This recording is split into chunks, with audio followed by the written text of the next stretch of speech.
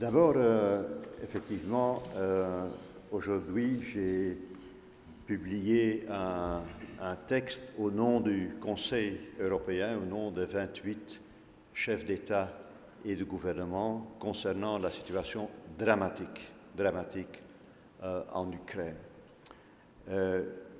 Bien sûr, on condamne tout acte de violence, mais il s'agit maintenant de plus que de violence. Il s'agit aussi des actes de cruauté, de torture, des actes qui violent en fait les droits de l'homme. Donc on condamne fortement toute la violence exercée de tous côtés. On plaide pour une solution politique qui incorpore un changement de modification de la Constitution, un gouvernement inclusif et représentatif pour toute la population, et bien sûr toute la préparation d'élections aussi justes et aussi libres que possible pour la présidence et pour le Parlement. On a utilisé tous les moyens possibles et impossibles pour encourager le dialogue.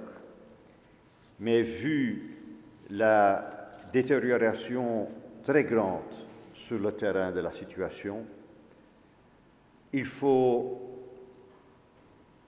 mettre la pression sur un dialogue qui est vraiment un dialogue qui correspond à une volonté politique, pas un dialogue qui cherche à gagner du temps.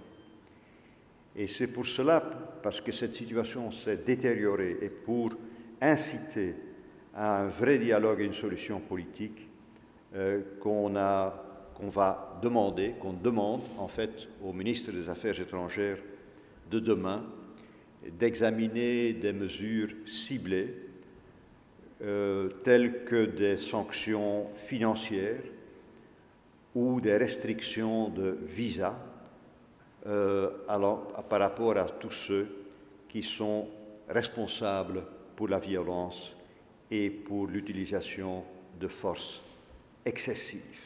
Donc dans le domaine financier, pour répondre à votre question, et dans le domaine des visas, nos ministres des Affaires étrangères demain prendront des décisions ou examineront à notre demande ces deux propositions.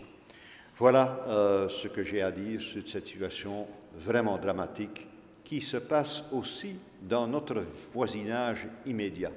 Le Mali est un voisin, l'Ukraine est encore davantage un voisin parce que des pays de l'Union européenne ont une frontière commune avec ce pays qui est l'Ukraine.